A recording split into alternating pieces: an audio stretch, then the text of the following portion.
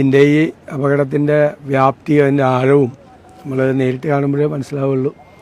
ഇപ്പോഴും ഇതിൻ്റെ ദുരന്തത്തിന് ഇരയായ ആളുകൾ എത്രയാണ് എന്നുള്ളതിൻ്റെ കണക്ക് കൃത്യമാവുന്നില്ല എന്നതാണ് ലോക്കൽ. അത് ആരുടെയും കുറ്റമല്ല.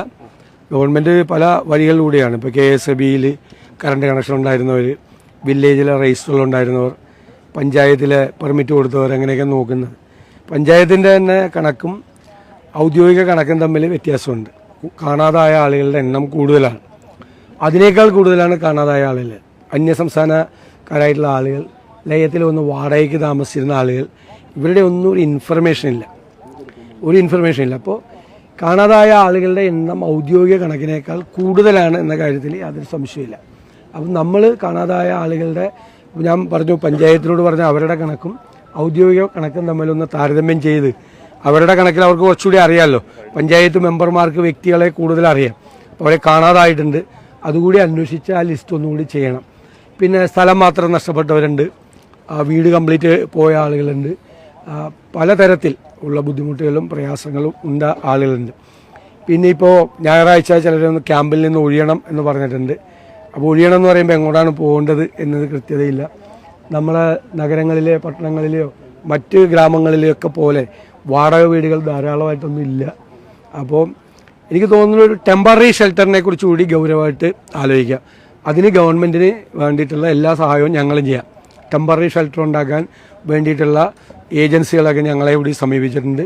ഒരു മുറിയും അതുപോലെ ടോയ്ലറ്റും കിച്ചണും കൂടിയുള്ള ടെമ്പററി ഷെൽട്ടർ ഗവൺമെൻറ് ആലോചിച്ചാൽ നല്ല രീതിയിലുള്ള ടെമ്പററി ഷെൽട്ടർ കൂടി, ഇനി വാടക വീട് കിട്ടാത്ത, എല്ലാവരും സ്കൂളിൽ താമസിപ്പിക്കാൻ പറ്റില്ലല്ലോ, ടെമ്പററി ഷെൽട്ടറിനെ കൂടി ആലോചിക്കണമെന്നാണ് ഞങ്ങളുടെ അഭിപ്രായം. അതിനാവശ്യമായ സഹായവും സഹകരണവും ഞങ്ങളുടെ ഭാഗത്തു നിന്നും ഉണ്ടാവും.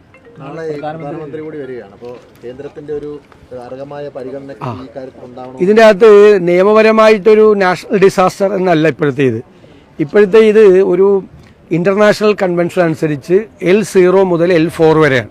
L0 എന്ന് പറഞ്ഞാൽ ദുരന്തം, പ്രത്യേകിച്ചൊന്നും ചെയ്യേണ്ടതില്ല എന്നാണ്. പിന്നെ ലോക്കൽ ബോഡി ചെയ്യേണ്ടത്, സ്റ്റേറ്റ് ഗവൺമെൻറ് ചെയ്യേണ്ടത്, ഡിസ്ട്രിക്ട് അഡ്മിനിസ്ട്രേഷൻ ചെയ്യേണ്ടത്, സെൻട്രൽ ഇടപെടൽ വേണ്ട. ഇപ്പോൾ L3 തൊട്ട് L4 വരെയുള്ള ഇടയിലാണ് ഈ ദുരന്തത്തിൻ്റെ ഒരു റേറ്റിംഗ് വിദഗ്ധർ കണക്കാക്കുന്നത്.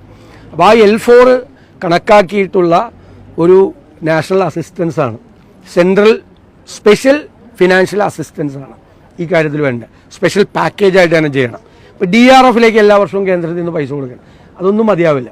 ഇത് സ്പെഷ്യൽ ഫിനാൻഷ്യൽ പാക്കേജ് കേന്ദ്ര ഗവൺമെൻറ്റിൻ്റെ ഭാഗത്തു നിന്ന് ഉണ്ടാകണം. പ്രധാനമന്ത്രിയുടെ സന്ദർശനത്തോടുകൂടി അത് ഉണ്ടാവുമെന്നാണ് ഞങ്ങൾ പ്രതീക്ഷിക്കുന്നത്. അദ്ദേഹത്തിൻ്റെ സന്ദർശനത്തെ ഞങ്ങൾ സ്വാഗതം ചെയ്യുന്നു. ഈ ദുരന്തത്തിൻ്റെ ആഴം മനസ്സിലാക്കി മറ്റു സംസ്ഥാനങ്ങളിലൊക്കെ ചെയ്യുന്നത് പോലുള്ള സഹായം വേണം. സഹായം ആദ്യം ഈ ഇരകളെ പുനരധിവസിപ്പിക്കുന്ന കാര്യത്തിൽ, രണ്ടാമത് ഈ പറയുന്നതിൻ്റെ അരികിൽ തന്നെ ഈ ആളുകളൊക്കെ താമസിക്കുകയല്ലേ. അപ്പോൾ അവരൊന്നും വീട് നശിച്ചവരെ കൂട്ടത്തിൽ അവരെ നമുക്ക് റീലൊക്കേറ്റ് ചെയ്യണം.